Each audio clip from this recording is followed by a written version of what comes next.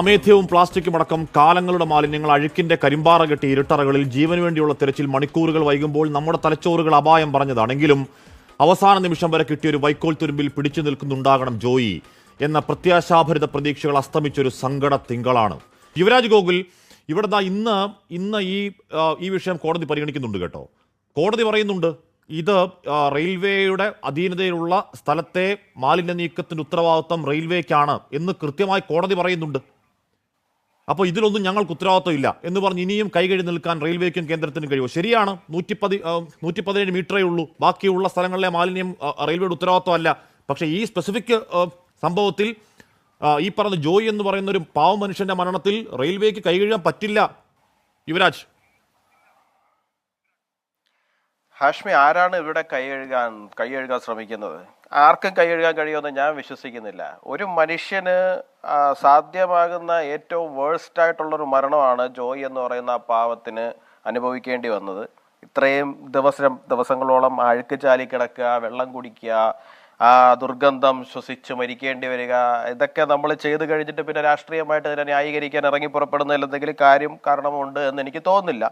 ഹൈക്കോടതി പറഞ്ഞത് തീർച്ചയായിട്ടും ഹൈക്കോടതി അങ്ങനെ ഒരു നിരീക്ഷണം പറഞ്ഞു കഴിയുമ്പോൾ ഹൈക്കോടതിയെ കയറി വിമർശിക്കുവാനോ ഹൈക്കോടതിക്കെതിരെ പറയുന്നതിനകത്തോ അർത്ഥമുണ്ടെന്ന് എനിക്ക് തോന്നുന്നില്ല.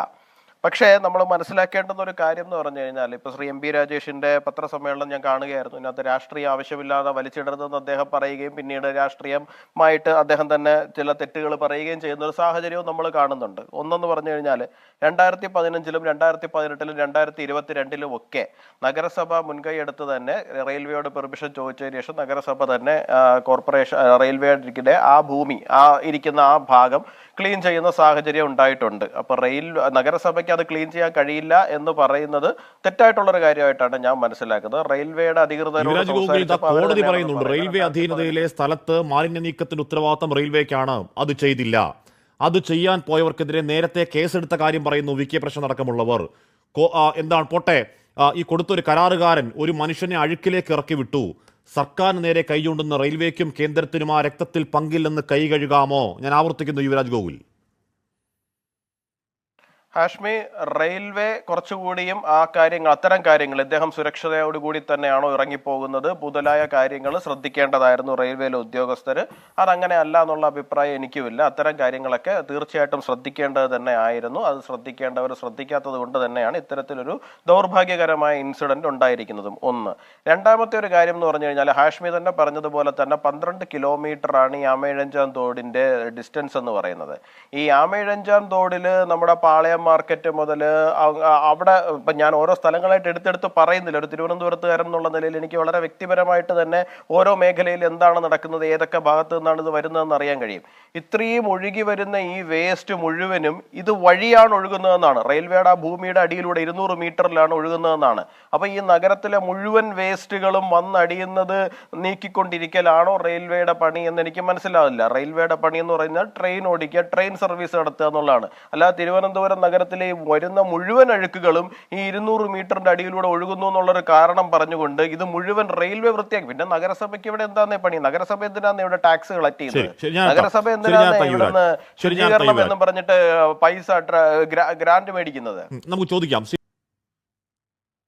അല്ല ഹാഷ്മി, ഇതിനകത്ത് ഞാൻ റെയിൽവേയിലെ വളരെ ബന്ധപ്പെട്ട ഉദ്യോഗസ്ഥരോട് സംസാരിച്ചു. അപ്പോൾ അവർ പറയുന്നത് അനുസരിച്ചിട്ട് ഒന്നാമത്തെ കാര്യം നമ്മൾ മനസ്സിലാക്കേണ്ടുന്ന ഒരു കാര്യം എന്ന് പറഞ്ഞു കഴിഞ്ഞാൽ, ഇന്ത്യൻ റെയിൽവേക്ക് ഇന്ത്യയിൽ മുഴുവൻ ഒരൊറ്റ പോളിസിയാണ് ഉള്ളത് എല്ലാ വിഷയത്തിലും എന്നുള്ളതാണ്. അവർ ഏത് വിഷയം എടുത്തിരുന്നാലും ശരി തന്നെയാണ്, അവർക്ക് ഒരേ പോളിസി തന്നെയാണ് അവർ ഇന്ത്യ മുഴുവൻ പിന്തുടരുന്നത്. അപ്പോൾ തിരുവനന്തപുരം റെയിൽവേ സ്റ്റേഷനായാലും കൊല്ലം റെയിൽവേ സ്റ്റേഷനായാലും ഇനി തിരുവനന്തപുരത്ത് തന്നെ ഇരിക്കുന്ന പേട്ട റെയിൽവേ സ്റ്റേഷനായിരുന്നാലും എല്ലായിടത്തും ഒരേപോലെ തന്നെയാണ് അവർ പോളിസി പിന്തുടർന്ന് പോകുന്നത്. ഖരമാലിന്യങ്ങൾ മുഴുവൻ ശേഖരിക്കുവാൻ വേണ്ടിയിട്ട് അവർ വളരെ കൃത്യമായിട്ട് പദ്ധതികൾ സ്വീകരിച്ചിട്ടുണ്ട് എന്നാണ് മനസ്സിലാക്കുന്നത്. അവർ തന്നെ പറയുന്നുണ്ട് ഖരമാലിന്യങ്ങൾ ഞങ്ങൾ ആമയിഴഞ്ചാൻ തോട്ടിക്കൊണ്ട് കളയുന്നു എന്നുണ്ടെങ്കിൽ അവിടെ ചുറ്റും ഇത്രയും ക്യാമറ ഇല്ലേ, ഇത്രയും ബൾക്കായിട്ടുള്ള വേസ്റ്റ് മുഴുവനും ട്രെയിനിൽ നിന്ന് മുഴുവനും കളക്ട് ചെയ്ത് കൊണ്ടുവന്നിട്ട് കാണാമല്ലോ. ജസ്റ്റ് മറുപടി ഈ ചോദ്യത്തിന് മാത്രം മറുപടിയിലേക്ക് ഞങ്ങളിലേക്ക് എത്തും. വി കെ പ്രശാന്ത്, റെയിൽവേ പറയുന്നു ഞങ്ങൾക്ക് ഞങ്ങളുടേതായ ഖരമാലിന്യങ്ങൾ സംസ്കരിക്കാൻ എല്ലാവിധ അതിപ്പോൾ യുവരാജ് പറയുന്നതല്ല, ഇന്നലെ ADRM പറഞ്ഞതാണ്. DRM അത്ര ഉറപ്പിച്ച് പറഞ്ഞില്ല. കോടതിയിൽ അങ്ങോട്ടും ഇങ്ങോട്ടും പഴിചാരുന്നുണ്ട്. കോടതി പറയുന്നുണ്ട്, എന്താണ് പറയുന്നത്? അമിക്കസ് ക്യൂറെ വിടും. അമിക്കസ് ക്യൂറിയുടെ ചിലവ് 1.5 ലക്ഷമാണ്. 50,000 രൂപ റെയിൽവേ ഇടണം, 50,000 രൂപ നഗരസഭ ഇടണം, 50,000 രൂപ സർക്കാർ ഇടണം. അപ്പൊ കോടതി പറയുന്നുണ്ട് 3 പേർക്കും തുല്യ പങ്കാണ് ഇക്കാര്യത്തിൽ. വി കെ അല്ല, തീർച്ചയായിട്ടും തുല്യ പങ്കാളിത്തം തന്നെയാണുള്ളത്. ഇപ്പോൾ ഞാൻ നേരത്തെ പറഞ്ഞല്ലോ, ഇപ്പോൾ ബൾക്ക് വേസ്റ്റ് ജനറേറ്റർ ഗണത്തിൽപ്പെടുന്ന ഒന്നാണ് Indian railway. Indian railway act അനുസരിച്ച് പ്രവർത്തിക്കുന്ന ഒരു സ്ഥാപനമാണ്. ആ ആക്ട് അനുസരിച്ച് തന്നെ അവിടുത്തെ സ്ഥാപനങ്ങൾ പരിപാലിക്കാനും മറ്റ് അറ്റകുറ്റപ്പണികൾ നടത്താനും ഒക്കെയുള്ള ഉത്തരവാദിത്വം റെയിൽവേ ആക്ട് റെയിൽവേയുടെ ഉദ്യോഗസ്ഥന്മാർക്ക് അധികാരം നൽകിയിട്ടുണ്ട്. ആ അധികാരം ഉപയോഗിച്ചുകൊണ്ട് വേണം അവരിത് ചെയ്യേണ്ടത്. നഗരസഭയുടെ ആമയിഴഞ്ചാൻ തോടിലൂടെ ഒഴുകി വരുന്ന ഒരു മാലിന്യവും അങ്ങോട്ടേക്ക് നിങ്ങൾ കടത്തണ്ട. അവിടെ നെറ്റ് സ്ഥാപിച്ച് മുഴുവൻ മാലിന്യവും അവിടെ ബ്ലോക്ക് ചെയ്തോളൂ. നിങ്ങളുടെ ഭാഗത്ത് നിന്ന് മാലിന്യം വരാതിരിക്കുക, അതായത് റെയിൽവേയുടെ ഭാഗത്ത് നിന്ന് മാലിന്യം വരാതിരിക്കാനുള്ള ജാഗ്രത എടുത്താൽ തന്നെ പകുതി പ്രശ്നം തീർന്നല്ലോ. അപ്പൊ ആ നിലയിൽ കൈകാര്യം ചെയ്യാൻ വേണ്ടി തയ്യാറാകണം. ഇപ്പൊ ഓരോ ട്രെയിനുകൾ വരുമ്പോഴും ലക്ഷക്കണക്കിന് ബോട്ടിലുകൾ, പാക്കറ്റ് ഉൽപ്പന്നങ്ങൾ, ഭക്ഷണ ബാക്കി പദാർത്ഥങ്ങൾ ഇതെല്ലാം വരികയാണ്. അപ്പൊ ഈ ആഹാരം എന്താ ചെയ്യുന്നത്? അവരൊരു കരാറുകാരനെ ഏൽപ്പിച്ചിട്ടുണ്ട്. ആ കരാറുകാരൻ ഇതിൽ മൂല്യമുള്ള പ്ലാസ്റ്റിക്കും മറ്റു കാര്യങ്ങളും കൊണ്ടുപോകും. ബാക്കി മാലിന്യങ്ങൾ എവിടെയാണ് പോകുന്നത്? തമ്പാനൂർ റെയിൽവേ സ്റ്റേഷനകത്ത് ആ കാർ പാർക്കിംഗ് മേഖലയിൽ ഒരു ഇൻസിനേറ്റർ മാത്രമാണ് റെയിൽവേയുടെ മാലിന്യ സംസ്കരണ സംവിധാനമായി അവിടെ ഉള്ളത്. നമുക്ക് എല്ലാവർക്കും ബോധ്യമുള്ളൊരു കാര്യമല്ലേ അത്? അപ്പോൾ അത്തരം സംവിധാനങ്ങൾ റെയിൽവേ അവരുടെ കോമ്പൗണ്ടിനകത്ത് സ്ഥാപിക്കാൻ, ഇത് ശേഖരിച്ചു വെക്കാൻ ആവശ്യമായിട്ടുള്ള ശ്രമങ്ങൾ നടത്തണം. അതിനാവശ്യമായിട്ടുള്ള സഹായവും നമുക്ക് നൽകാൻ വേണ്ടി കഴിയും. ഇപ്പൊ നഗരസഭയുടെ മെഷീനറിയോ മറ്റു കാര്യങ്ങളോ വാഹനങ്ങളോ ഒക്കെ തന്നെ ഈ കാര്യങ്ങൾക്ക് പ്രയോജനപ്പെടുത്താനും സാധിക്കും. അതുകൊണ്ട് റെയിൽവേ ശത്രുവശത്ത് നിർത്തുക എന്നുള്ളതല്ല ഞാൻ സൂചിപ്പിക്കുന്നത്. നഗരസഭയുമായി കൈകോർത്തുകൊണ്ട് ഈ കാര്യത്തിൽ മുന്നോട്ട് പോകാൻ വേണ്ടിയിട്ട് റെയിൽവേ തയ്യാറാകണം. അതാണ് ഞാൻ അഭ്യർത്ഥിക്കുന്നത്. ശരി, thank you Shri MLA Shivaraj Gokul. ഇന്നലെ ADRM എന്ന് പറഞ്ഞ ഉദ്യോഗസ്ഥ വന്ന് പറഞ്ഞത് ഇതുമായി ബന്ധപ്പെട്ട് നഗരസഭ ഒരു കത്ത് നൽകിയിട്ടില്ല. വന്നു, ഒന്നിന് പിന്നാലെ 3 കത്ത് വന്നു. അതിനുശേഷം DRM വന്നു. DRM ആണ് കുറച്ചുകൂടി പക്വമായി കാര്യങ്ങൾ പറയുന്നത്. ഈ ദുരന്തമുണ്ടായ മണിക്കൂറിന്റെ ആദ്യ മണിക്കൂറിൽ തന്നെ ദക്ഷിണ റെയിൽവേയുടെ വാർത്താ വാറോല വരുന്നുണ്ട്. ഞങ്ങൾക്കറിയില്ല ജോയിയെ, എല്ലാം നഗരസഭയുടെ ഉത്തരവാദിത്തമാണെന്ന് പറയുകയാണ്. സർ, ഒരു രാഷ്ട്രീയ പാർട്ടി എന്നുള്ള നിലയ്ക്ക്, നിങ്ങൾ BJP എന്നുള്ള നിലയ്ക്ക് നിങ്ങൾ കേന്ദ്രമന്ത്രിയോട് പറയണം, ഇവിടുത്തെ റെയിൽവേ ഇത്തരത്തിൽ ഉത്തരവാദിത്തമില്ലാതെ പെരുമാറുന്നുണ്ട്, സംസാരിക്കുന്നുണ്ട്. അല്ല, തീർച്ചയായിട്ടും ഹാഷ്മി, അവരുടെ ഭാഗത്തുനിന്ന് ഉത്തരവാദിത്വ കുറവുണ്ടെന്നുണ്ടെങ്കിൽ അത് തീർച്ചയായിട്ടും ചൂണ്ടിക്കാണിക്കപ്പെടേണ്ടത് തന്നെയാണ്. ഒന്ന്. രണ്ടാമത്തെ ഒരു കാര്യം എന്ന് വെച്ച് കഴിഞ്ഞാൽ, ഞാൻ പ്രധാനമായിട്ട് എനിക്ക് മനസ്സിലാകാത്തൊരു കാര്യം എന്ന് പറഞ്ഞു കഴിഞ്ഞാൽ, ഇപ്പോഴും ശ്രീ VK പ്രശാന്ത് ഉൾപ്പെടെ പറയുന്നതെന്ന് പറഞ്ഞു കഴിഞ്ഞാൽ, റെയിൽവേ സ്വന്തം, എനിക്കിപ്പോൾ ഇതിനകത്ത് റെയിൽവേ ന്യായീകരിക്കേണ്ടതോ റെയിൽവേ ഉദ്യോഗസ്ഥരെ ഡിഫെൻഡ് ചെയ്യേണ്ടതോ ആയിട്ടുള്ള കാര്യമൊന്നുമില്ല. തിരുവനന്തപുരം ഡിവിഷനിൽ ഇരിക്കുന്ന റെയിൽവേ ഉദ്യോഗസ്ഥർ ഉൾപ്പെടെ ബഹുഭൂരിപക്ഷവും ഇടതുപക്ഷ യൂണിയനിൽ പെടുന്ന ആൾക്കാർ തന്നെയാണ്. അപ്പോൾ ആ ഉദ്യോഗസ്ഥരെ പോയി ഡിഫെൻഡ് ചെയ്യേണ്ടതായിട്ടുള്ള ബാധ്യത എനിക്കില്ല, BJP കാരനായിട്ടുള്ള എനിക്കില്ല. പക്ഷെ എന്റെ ലോജിക്കിന് ഡൈജസ്റ്റ് ആകാത്തത് കൊണ്ടാണ് ഞാൻ ഈ വിഷയം വീണ്ടും ചോദിക്കുന്നത്. കാരണം റെയിൽവേയെ സംബന്ധിച്ചിടത്തോളം റെയിൽവേയിൽ അവിടെ വരുന്നത് കൂടിപ്പോയി കഴിഞ്ഞാൽ പ്ലാസ്റ്റിക് ബോട്ടിലുകളാണ് കൂടുതലായിട്ടും വരാൻ സാധ്യതയുള്ള കാര്യങ്ങൾ. നമ്മൾ തന്നെ പലപ്പോഴും അതെന്ന് പറഞ്ഞു കഴിഞ്ഞാൽ, ഇപ്പോൾ റെയിൽവേ സ്റ്റേഷനുകൾ നോക്കിയാൽ തന്നെ നമുക്കറിയാം, അവിടെ വലിച്ചെറിഞ്ഞിരിക്കുന്ന പ്ലാസ്റ്റിക് ബോട്ടിലുകൾ എങ്ങും തന്നെ ഒരു റെയിൽവേ സ്റ്റേഷനുകളിലും നമ്മൾ കാണുന്നില്ല. ജനങ്ങൾ കൃത്യമായിട്ട് ബോധവൽക്കരിക്കപ്പെട്ടിട്ടുണ്ട്. അവർ കൃത്യമായിട്ട് പ്ലാസ്റ്റിക് അല്ല, മറ്റേ മാലിന്യങ്ങളായിരുന്നാലും ശരി തന്നെയാണ്, ഇടേണ്ട സ്ഥലത്ത് തന്നെയാണ് ഇട്ടിട്ട് പോകുന്നത്. നമ്മൾ ഡെയിലി ട്രെയിൻ യൂസ് ചെയ്യുന്ന ആൾക്കാരാണല്ലോ, നമുക്കറിയാലോ റെയിൽവേ സ്റ്റേഷനുകൾ ഇപ്പോൾ എങ്ങനെയാണ് കിടക്കുന്നത് എന്നുള്ള കാര്യം. പിന്നെ ആരാണ് ഇതിനെ മുഴുവൻ എടുത്തുകൊണ്ട് പോയിട്ട് ആമയിഴഞ്ചാൻ തോട്ടിലേക്ക് തട്ടുന്നത്? അപ്പൊ ഈ റെയിൽവേയിൽ അവിടെ ഉള്ള മാലിന്യങ്ങൾ മുഴുവൻ പരിഹരിച്ചു കഴിഞ്ഞാൽ 50% പ്രശ്നം പരിഹരിക്കുന്ന, പകുതി പ്രശ്നം പരിഹരിക്കും എന്നൊക്കെ പറഞ്ഞു കഴിഞ്ഞാൽ ഒരു 170 മീറ്ററോ മറ്റോ ആണ് ഈ. ഞാൻ നേരത്തെ കോടതി ഞാൻ സമ്മതിക്കുന്നു ഹാഷ്മി, ഇങ്ങോട്ട് വരുന്നതിന് മുമ്പ് ഞാൻ കോടതി പറഞ്ഞാണ് വരുന്നത്.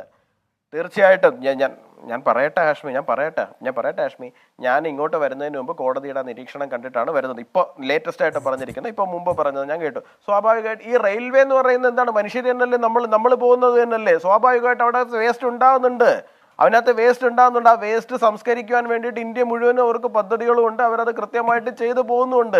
ഞാൻ ചോദിക്കട്ടെ, ഈ തിരുവനന്തപുരത്ത് മാത്രമേ ഉള്ളൂ ഈ പ്രശ്നം? ശരി, ഈ റെയിൽവേയുടെ ആ 170 മീറ്റർ അങ്ങ് വിട്ടേക്കൂ. ഈ റെയിൽവേ സ്റ്റേഷനിലേക്ക് ഒരു മഴ പെയ്ത് കഴിഞ്ഞാൽ നീന്തിയിട്ട് വേണം നമുക്ക് എത്താൻ വേണ്ടിയിട്ട്. അതിനും റെയിൽവേ ആണോ ഉത്തരവാദി? തൊട്ടടുത്തിരിക്കുന്ന KSRTC ബസ് ടെർമിനലിലേക്ക് നമുക്ക് കയറണമെന്നുണ്ടെങ്കിൽ നീന്തിയിട്ട് വേണം തിരുവനന്തപുരത്ത് കയറാൻ, ഒരു മഴ പെയ്തു കഴിഞ്ഞാൽ. അതിനും റെയിൽവേ ആണോ ഉത്തരവാദി? എനിക്ക് മനസ്സിലാവുന്നില്ല.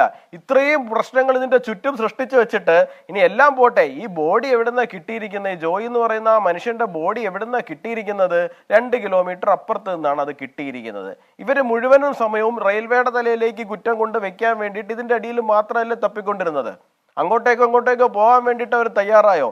ഈ ബോഡി ഇവിടെ നിന്ന് ഒഴുകി 2 കിലോമീറ്റർ അപ്പുറത്തേക്ക് എത്തണമെന്നുണ്ടെങ്കിൽ അത്ര വലിയ മാലിന്യ കൂമ്പാരങ്ങളൊന്നും ഇതിന്റെ അടിയിലായിരുന്നില്ല, ഒഴുകി പോകാൻ പറ്റുന്ന ഒരു സാഹചര്യത്തിലായിരുന്നു എന്ന് തന്നെയല്ലേ ഇപ്പൊ നമുക്ക് മനസ്സിലാകുന്നത്. ഇന്നലെ വരെ നമ്മൾ വിശ്വസിച്ചിരുന്നു അവിടെ എന്തൊക്കെയോ പ്രശ്നങ്ങളാണ്, ഒരിക്കലും ധരിച്ചിരുന്നു. ലൈവായി കണ്ട ദൃശ്യങ്ങളാണ്. ലാസ്റ്റ് ഇപ്പൊ ജെൻ റോബോട്ടിക്സ് എന്ന് പറഞ്ഞ റോബോട്ട് സംവിധാനം കൊണ്ടുവന്ന് എത്ര ഫലപ്രദമായെന്ന് എനിക്കറിയില്ല. പക്ഷെ അത് ഈ ആദ്യ മനുഷ്യശരീരത്തിന്റെ ഭാഗമാണെന്ന് പറഞ്ഞൊരു സാധനമുണ്ട്. ചാക്കിൽ കൊണ്ട് കെട്ടിയിട്ടേക്കാണ് മാലിന്യം. സർ, ചാക്കിൽ കെട്ട് കണക്കിന് അട്ടി കണക്കിന് ബെഡും മനുഷ്യ വേസ്റ്റും എല്ലാം കൂടെ ഉറഞ്ഞ് പാറ പോലെ കിടക്കുകയാണ് അവിടെ. മാറ്റേണ്ടത് ആരാണ്? റെയിൽവേയാണ് മാറ്റേണ്ടത്. പറഞ്ഞത്. പക്ഷെ ഇത് എവിടുന്നാ വന്ന് കിടക്കുന്നത്? ഇത് എവിടെന്നാ വന്ന് അങ്ങനെ ഹാഷ്മി, അതാണ് ഞാൻ ആദ്യമേ പറഞ്ഞത്. റെയിൽവേയുടെ പണി എന്ന് പറഞ്ഞു കഴിഞ്ഞാൽ ട്രെയിൻ ഓടിക്കലാണ് പണി. അല്ലാണ്ട് തിരുവനന്തപുരം നഗരത്തിൽ ഈ 12 കിലോമീറ്ററിൽ ഒഴുകി ഇവിടെ എത്തുന്നു, ഇത് വഴി ഒഴുകുന്നു എന്ന് പറഞ്ഞിട്ട് ഇത് മുഴുവൻ ക്ലീൻ ചെയ്ത് നഗരസഭയ്ക്ക് ക്ലീൻ ചിറ്റ് മേടിച്ചു കൊടുക്കലല്ലോ റെയിൽവേയുടെ പണി. റെയിൽവേ കോടതികൾ ചെയ്യണ്ടേ? ഇത് മുഴുവൻ ക്ലീൻ ഞാൻ അംഗീകരിക്കുന്നു. കോടതി പറഞ്ഞു റെയിൽവേ അധീനതയിലുള്ള മാലിന്യങ്ങൾ നിങ്ങൾ മാറ്റ് എന്നാ കോടതി പറഞ്ഞത്. ഈ ബ്ലെയിം ഗെയിം നിർത്തിയിട്ട് അങ്ങനെ പറഞ്ഞത് കോടതി. റെയിൽവേ സ്വന്തമായി റെയിൽവേ ജനറേറ്റ് ചെയ്യുന്ന മാലിന്യങ്ങൾ ഉണ്ടെങ്കിൽ അത് മാറ്റേണ്ടതിന്റെ 100% ഉത്തരവാദിത്വം റെയിൽവേക്കുണ്ട്. അതില്ലാന്ന് ആരും പറയുന്നില്ല. റെയിൽവേക്ക് അകത്തുള്ള ഉദ്യോഗസ്ഥർക്ക് 100% അതിനുള്ള ബാധ്യതയുണ്ട്, ഉത്തരവാദിത്വം ഉണ്ട്. പക്ഷെ ഈ ഉറഞ്ഞുകൂടി അവിടെ ഇപ്പൊ ഹാഷ്മി തന്നെ പറഞ്ഞതുപോലെ പാറ പോലെ ഉറഞ്ഞുകൂടി കിടക്കുന്ന ഈ പറയുന്ന മാലിന്യങ്ങൾ എന്ന് പറയുന്നത് തിരുവനന്തപുരം നഗരത്തിൽ ഈ 10-12 കിലോമീറ്ററിൽ ഒഴുകി വരുന്ന മാലിന്യങ്ങളാണ്. ഇത് മാറ്റേണ്ടുന്നതിന്റെ ഉത്തരവാദിത്വം ആർക്കാണെന്നുള്ളതാണ് ചോദ്യം. ഇതിന് ആരാണ് ഇവിടെ ടാക്സ് മേടിക്കുന്നത്? റെയിൽവേ ആണോ തിരുവനന്തപുരം കോർപ്പറേഷന് വേണ്ടിയിട്ട് ടാക്സ് പിരിക്കുന്നത്? അല്ലല്ലോ.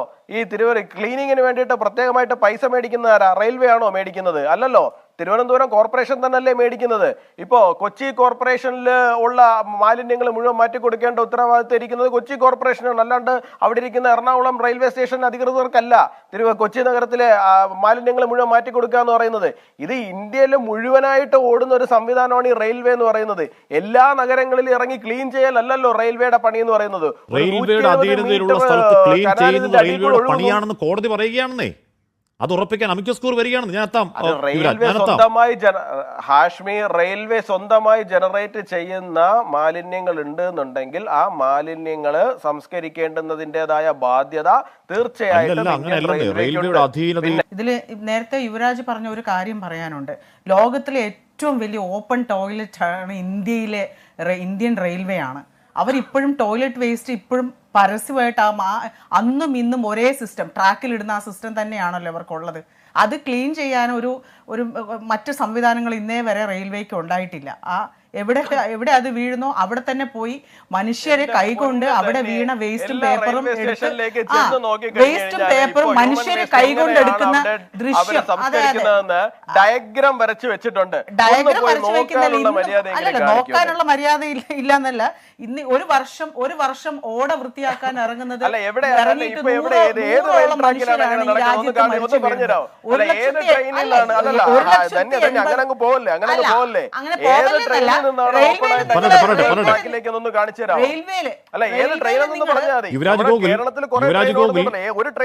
നമ്മൾ ഈ ജോയിയെ തപ്പിയ ടണലിനകത്തൊരു പൈപ്പ് നമ്മൾ കണ്ടു. ആ പൈപ്പ് കക്കൂസിന്റെ പൈപ്പാണ്. യുവരാജ് ഗോകുൽ, നമ്മൾ ഈ ടണലിനടിയിൽ ഒരു പൈപ്പ് കണ്ടു. കക്കൂസിന്റെ പൈപ്പാണ്. അടപ്പ് പോലും ഇല്ല, തുറന്നു വെച്ചേക്കായിരുന്നു അകത്തോട്ട്. ഇവിടുത്തെ പ്രശ്നം ഇവിടെ അങ്ങനെ ഏതെങ്കിലും ഒരു ബ്ലോക്കിൽ നിന്ന് സംഭവിച്ചിട്ടുണ്ടെങ്കിൽ അത് തിരുത്തേണ്ടതാണ്. അല്ലാന്നൊന്നും ഞാൻ പറഞ്ഞില്ല. പക്ഷെ ട്രെയിനുകളുടെ കാര്യം പറഞ്ഞതുകൊണ്ട് ഞാൻ പറഞ്ഞാണ്.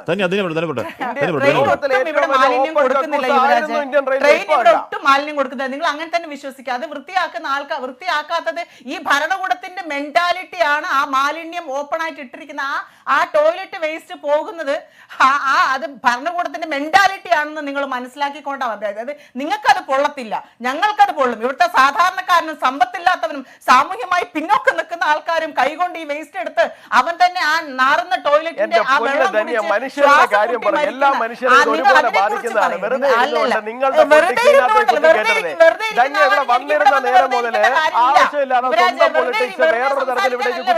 ഞങ്ങള് ഉള്ള കാര്യം പറയാനാണ്. എനിക്കറിയില്ല. നിങ്ങൾ ആവശ്യമില്ലാതെ ഞങ്ങൾ പറയുന്ന മാനസിക